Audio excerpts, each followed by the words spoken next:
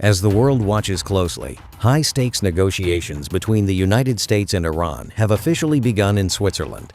The talks come at a critical moment for the Middle East, with tensions remaining high over the Strait of Hormuz, one of the most strategically important waterways on the planet. Located between Iran and Oman, the Strait of Hormuz serves as the gateway for oil exports from the Persian Gulf. Roughly one-fifth of the world's oil supply normally passes through this narrow corridor, making it one of the most important energy routes in global trade. Any disruption here can quickly impact oil prices, shipping costs, and economies around the world.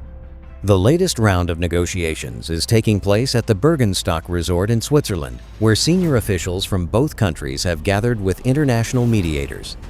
The discussions are aimed at expanding a fragile agreement reached earlier and preventing a wider regional crisis.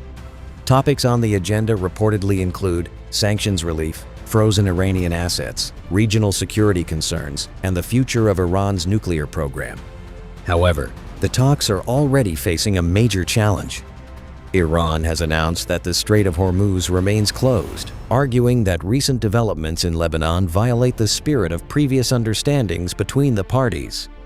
Iranian officials have linked the reopening of the waterway to broader regional security issues and ongoing fighting involving Iran-backed groups in the region. The United States, however, disputes Iran's claim. According to U.S. Central Command, commercial shipping continues to move through the strait, and American naval forces remain active in the area to ensure freedom of navigation. US.LAD. Officials say there is no evidence that the waterway has been completely shut down, despite Tehran's announcements. This disagreement highlights the fragile nature of the current situation. Even as diplomats sit around the negotiating table, military tensions and political disagreements continue to threaten progress. Previous rounds of talks were delayed or nearly canceled due to escalating violence in Lebanon and disputes over ceasefire commitments. The stakes could not be much higher.